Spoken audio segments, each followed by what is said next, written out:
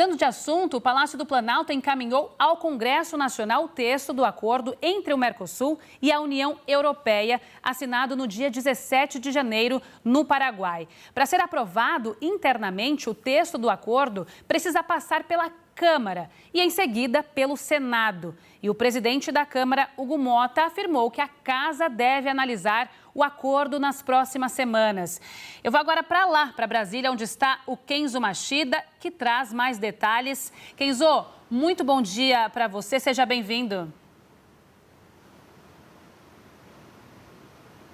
Olá, Larissa, muito bom dia para você, bom dia a todos. Exatamente, as últimas informações que foram repassadas ali foram pelo presidente da Câmara dos Deputados, deputado Hugo Motta, falando que a expectativa, inclusive, é de colocar em pauta esse acordo, a avaliação desse acordo já depois do Carnaval. Claro que a gente vai acompanhar esses desdobramentos, mas então o presidente Luiz Inácio Lula da Silva já publicou, inclusive ontem, numa edição extra do Diário Oficial da União, esse acordo entre os países do Mercosul e os países membros também da União Europeia. É importante a gente deixar muito claro para as pessoas que estão aqui nos acompanhando que acordo é esse, o que ele trata, né? Esse acordo que foi assinado entre os países membros do Mercosul e também da União Europeia, ele elimina gradativamente ou então de uma vez, isso vai depender de cada um desses produtos, as taxas, as tarifas de importação e de importação, de exportação e de importação de alguns produtos, então, que são comercializados entre os países. Essa redução, ela pode chegar até 90%, 95%, dependendo de cada um desses produtos. Então, essa liberação, ela vai atingir, por exemplo, 91% dos bens que o Brasil importa da União Europeia e, do outro lado, 95% então dos bens que o bloco europeu importa do Brasil.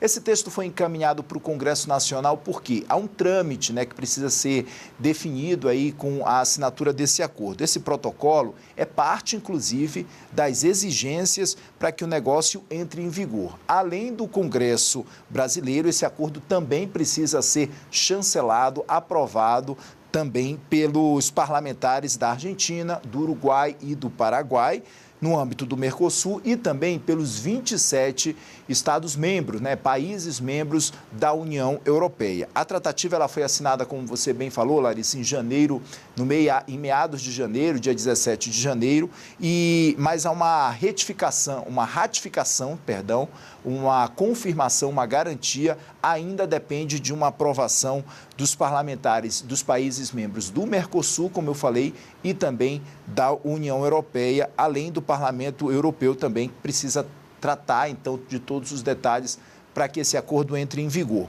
Há um impasse diante de toda essa situação. Por quê?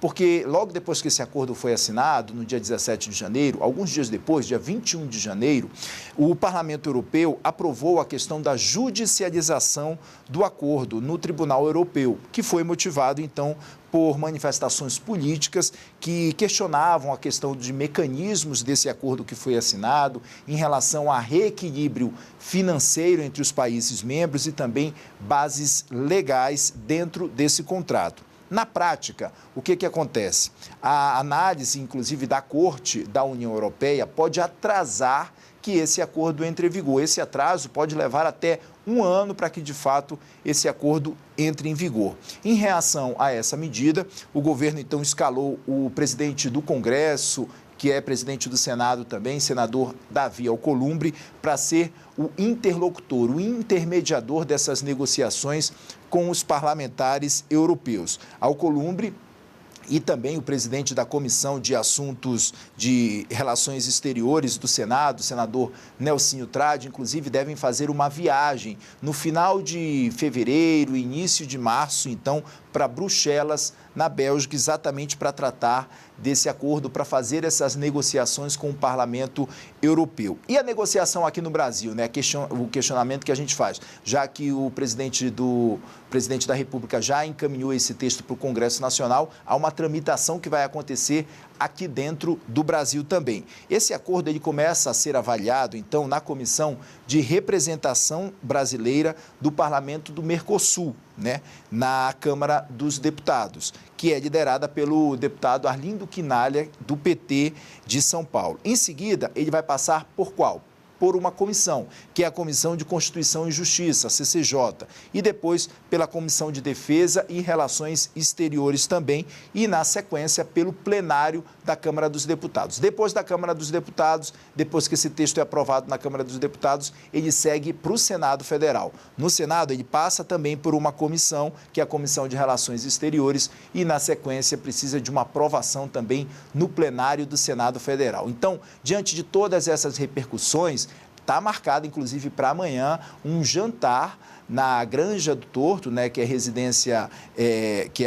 residência de campo da Presidência da República. Está marcado um jantar entre líderes ali da Câmara dos Deputados com o presidente Lula. A gente vai acompanhar também todos os desdobramentos dessas negociações que ainda devem acontecer. Larissa. Kenzo Machida, muito obrigada pelas informações.